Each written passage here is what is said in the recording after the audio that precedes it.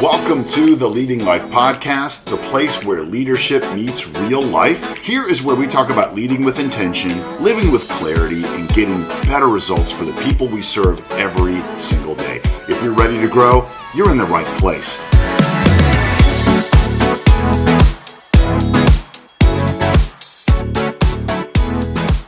Right now on today's episode, 5 mistakes people make in self-development.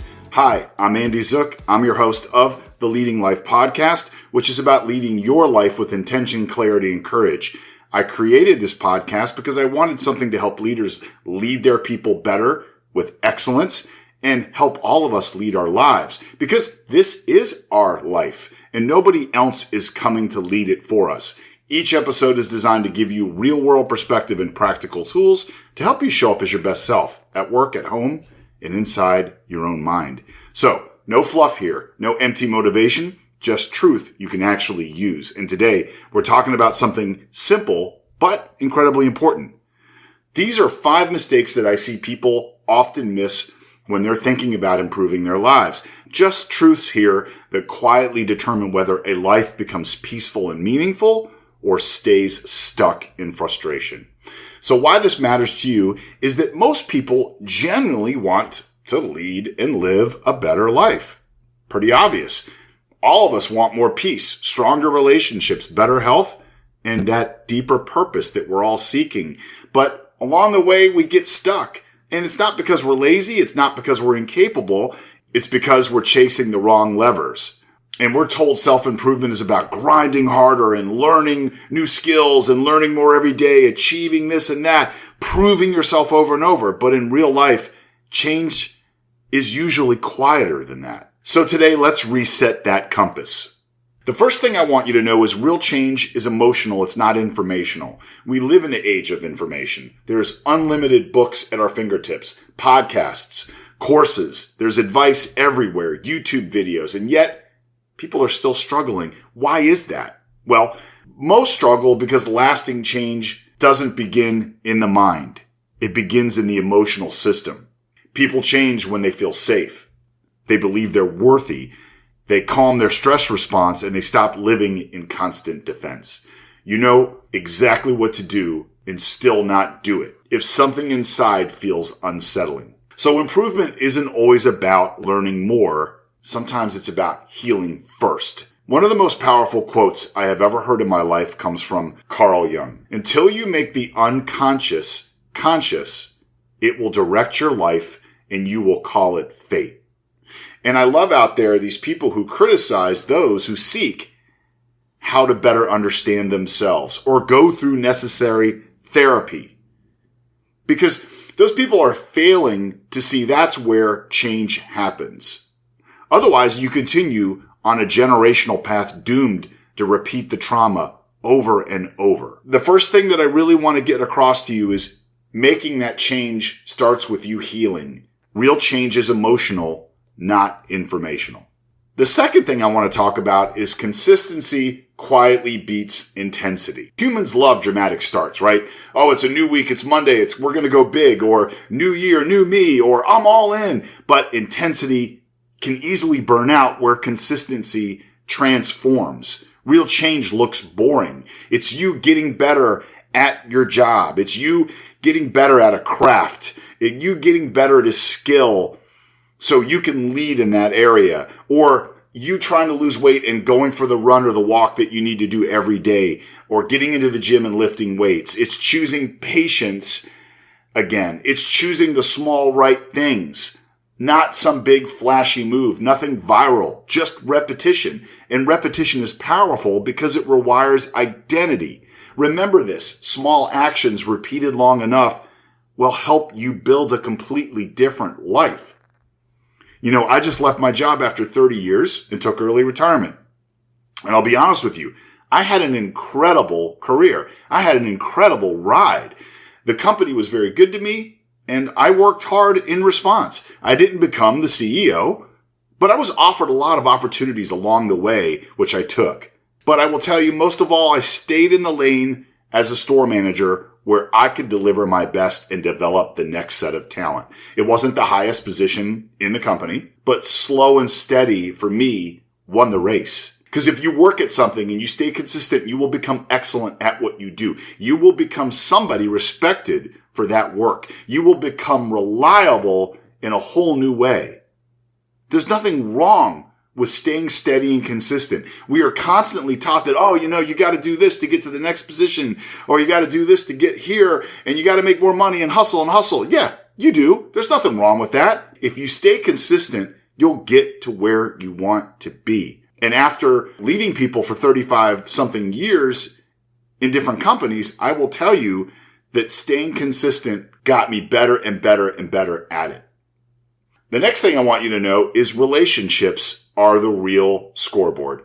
I cannot emphasize this enough. I probably emphasized this the most recently at a meeting. Let's get really honest. At the end of the day, nobody is asking how many emails did I answer, or did I attend enough meetings, or could I have worked more on the weekends. That's not what matters in the final chapters of our life. People think about who they loved, who they felt safe with, the laughter they shared, the struggles they shared, the moments where they showed up. I see a lot of these online, YouTube career influencers that always say, remember, people at work are not your friends and you shouldn't trust anyone, and go home to your real life. And yeah, you know what? I've said some similar things on the podcast, but I will tell you that there's nuance and that there's a lot of power in your relationships, that they are ultimately everything that's going to carry you. They are the ultimate power, and you have to be able to categorize where these people fit into your life. When I started working for my boss, who I'd known for, at that point, maybe 15 years, but we never worked in the same department, but we knew each other and we stayed in touch. Even if it was a year in between the last time we talked like it was yesterday. So that networking, those relationships you build are only going to open doors. The quality of your relationships is the clearest reflection of how you lived your life. The relationships you build will carry you further than any title or promotion ever will. Honor the people who open doors for you. Respect the shoulders you stood on. Stay connected. Say thank you. Never forget where you came from. And always demonstrate grace and gratitude, because many of these relationships will become lifelong friendships. I'm still close with people I worked with 30 years ago. And when you go through real battles together, I mean blood, sweat, and tears at work, you learn who people truly are. You learn who is with you. And there are people at my work that I share an unbreakable bond with, and I'm serious, unbreakable. Here's the bottom line truth about relationships. Like I said, no one's going to remember your metrics at the end of the year. No one's going to talk about how many goals you scored at your funeral, but they'll remember how you made them feel and how you helped them grow. And that's how you leave a legacy, because relationships are not a side category of life. They are the main event. The next thing I want to talk to you about is life does not peak in our youth. And I think we're taught this message. It's everywhere, in all aspects of our life and media, that youth is the way. And culture sends this quiet message that the best years are early on. But real life can show us a very different story. Some of the greatest strengths arrive later, like your wisdom that you gain, your emotional stability, your clarity of purpose. I don't know any 25-year-old that really has that. There are some out there, but I certainly didn't.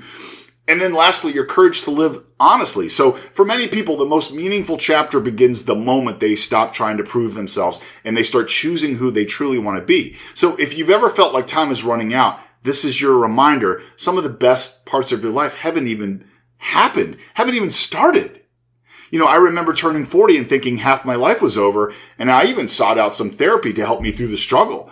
I didn't have this sort of typical midlife crisis. I had more of a midlife wake-up call where I was like, wow, where am I going? What's the second half going to look like? And right about that time, everything in my life actually started to take off for me in my career in a new way. I mean, positions that I've dreamed of for many years, I got them. But the year I turned 50, I had another set of awakenings in a more positive way. And it's too many to mention, but I think the main one was that my life was really just beginning. Now, people will probably like, oh, that's hopeful talk because you're getting older. You would kill to be 25 again. Honestly, no. I'm in better physical shape and I look younger at 50 than I did at 35. And I've got pictures to prove it. I got better as a leader. I got better as a husband. I got better as a human in every way. And I constantly hear people talk about their life like it's over at this age. And I'm thinking, you're going to miss out on the ride. You're going to miss out on the best part that's coming for you. So just remember that we don't peak at 25 to 30, 35, 40. The peaks are still coming. What you gain with wisdom and age is really something beautiful. Keep that in mind. And the last thing I want to talk to you about is peace. Peace is the highest form of your success. We keep seeing definitions of status, money, and recognition. We want the applause. But the deepest success is really another quiet thing. And that looks like you waking up feeling calm in the morning. You start your day feeling proud of who you are. You're loving people in the best possible way, and you're not needing validation anymore. That steady inner peace, that sense of alignment, that feeling that your life is honest and whole, that's not small. That's the destination most people are chasing this whole time. I think all of us are working toward that. Peace in our minds, our body, our soul. It's possible. I don't know if there's an exact formula, but I will tell you the key is to start letting go of things that don't matter. Things that aren't going to matter down the road. The key is letting go of things you can't control. And I don't mean like the traffic holding you up on your way to work in the morning, but I mean hurt that you've faced in your life, or disagreements with other people, or relationships that didn't work out, or you felt you got shortchanged in some way. I'm sure everybody feels that way about certain things in their life. All of us go through this. But I think the key to unlocking peace for ourselves begins with gratitude, grace, and a whole lot of forgiveness. I'll be honest with you, I have struggled with forgiveness for a long time, as did some of the people around me. And then I finally got to a place where whatever I was hurt over just didn't matter anymore. It didn't define me anymore. It was my actions, my growth, my leadership at work and with my family that defined me. Not careless actions of people in my life, or maybe moments I was careless and I had to forgive myself. That's the key to peace. Let go, be grateful, extend grace, and forgive, or else you're going to stay stuck and never really achieve the peace you deserve. All right, so this is your leadership edge for this episode. If you want to lead your life well, stop chasing noise and start protecting what really matters. I want to be crystal clear. Your emotional health is everything. Your daily consistency is going to get you to where you want to go. Your relationships, your courage is what's going to help you grow later in life, and then protecting that inner peace. That's real leadership, and it starts inside. And here's your call to arms for the episode. I want to challenge you this week. Don't try to change everything. Just choose one of these 5 areas and take a single clear action. Stay calm instead of reacting emotionally to something. Repeat one small, healthy habit. You could just say, I'm going to have a salad for lunch every day this week. Strengthen one relationship. Who's somebody in your life that has kind of fallen to the wayside, or someone that's been really good to you and you need to put more into it?